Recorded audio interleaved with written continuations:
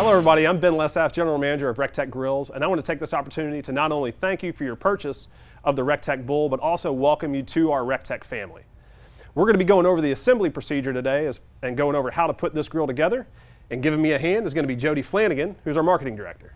Inside the grill is going to be an envelope with your name on it. Inside that envelope is going to be a business card. It's going to have Ben's number on it, as well as Ray and Ron's, and an after-hours cell phone number.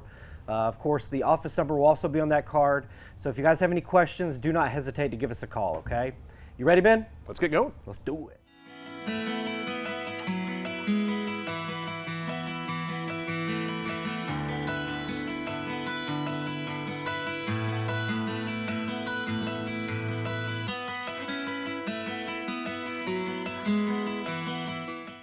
All right, REC TEC family, we've unpacked the grill and got familiar with everything on the inside. Your box works as a great working area if you want to place everything on it. So from here, to continue in the assembly process, there's two things that I really recommend. One, a good buddy, which I've already got. Two, is an adult beverage, which is on the way. Here you go, guys. It's Matt Lane, everybody. Special delivery. Thanks, man. Thanks, man. You ready? Yeah, let's do this. Get to it. I gotta go get mine. You're not of age. All right, so here's the contents of your bowl. 1 REC TEC bowl body, 2 caster wheel legs, 2 fixed wheel legs, 1 bottom shelf, 2 iconic micro-polished stainless steel bullhorn handles, 1 large stainless steel pull bar handle, 1 smokestack with stainless steel smokestack cap, 1 stainless steel side shelf with Wi-Fi controller installed, 1 stainless steel flame deflector, 1 stainless steel drip pan, 2 stainless steel cooking grates, 1 drip bucket, 2 temperature probes, and 1 hardware packet. So we have everything out of the way with the exception of our fixed wheels and our caster wheels, which is the first major step in the assembly process. What we're going to do is put our caster wheels on the right-hand side, and our fixed wheels are going to go on the left-hand side. And if you pay attention to what Jody's doing, the wheels are going to go facing outward for the grill, which increases the stability. Another thing I want to mention is that if you got the front shelf with your grill, this is the point in time where you're going to put it in, because you're going to use the very top holes for your bolts to attach the front shelf. The order of the bolts will go bolt, flat washer, lock washer, then nut. Bolt going through the grill, flat washer, lock washer, and then nut.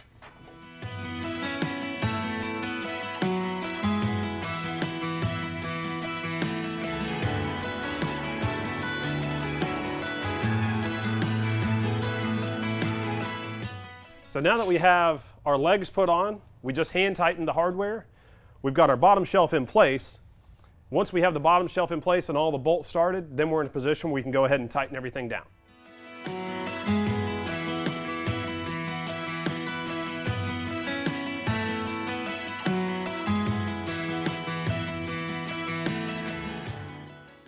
Now that we've got our hardware tightened for our legs and bottom shelf, it's now time to install the controller shelf. On the inside of the grill is going to be your RTD. You're going to need to locate those wires on the inside of your grill, feed them out of your grill and into your side shelf so we can plug them into your controller. So the first thing you want to do to get started is be very careful and open your lid. Be very gentle with that, obviously, because your lid's on its back. And then this is where having a buddy is going to be beneficial.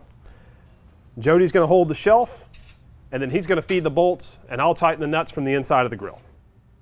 The order of hardware goes from the outside, bolt, toothed washer with the teeth facing up, put it through our shelf, and then push it through our grill.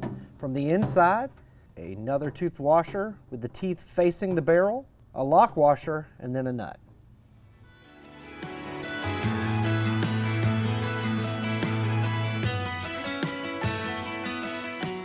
Now that we've tightened the hardware for the side shelf, I'm going to take off this bottom panel with an 8mm or 5/16 socket.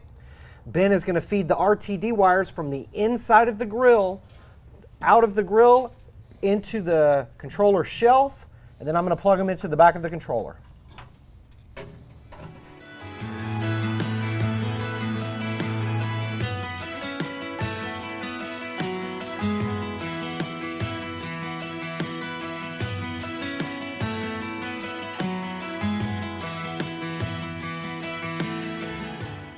Now that we've installed the RTD wires to the back of the controller, I'm now going to put the bottom panel on and plug in our 5-wire connectors. While I'm doing that, Ben's going to install the pull bar.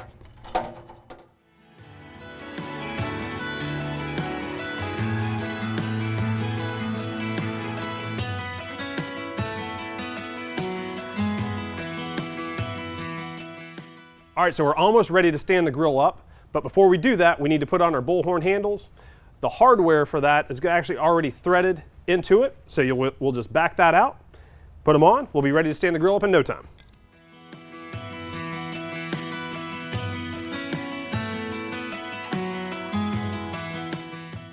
At this point in time, we have our bullhorn handles, our pull bar, our legs, our bottom shelf, our side shelf, and the RTD wires installed to the side shelf.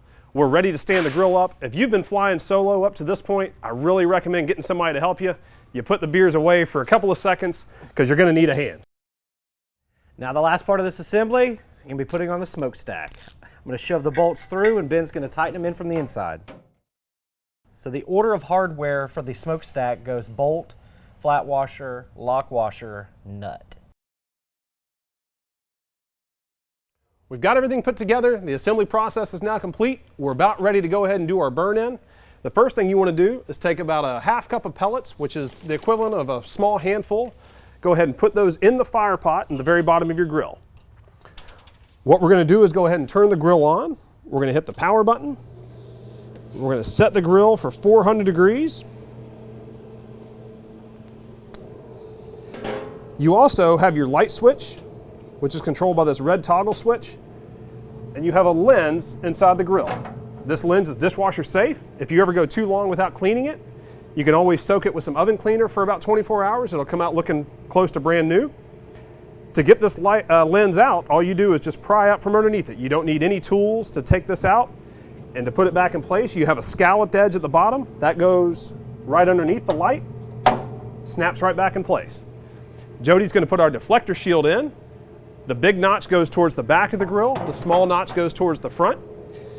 And then he's going to put in our drip pan. If you notice, we've already put foil on our drip pan. When you do this foil, you want to make sure not to wrap over the edges of your drip pan. Just stay inside the edges here. Once you put the drip pan in place, you'll see that there's a gap in the very front and the very back of the grill, and that's where all the airflow for the grill comes around. You have a blower fan that's pushing air into it, so you want to keep that gap clear and clean. If you wrap your foil over the edges of that drip pan, that foil is going to swing out a little bit and it's going to obstruct airflow and could possibly give you some temperature issues.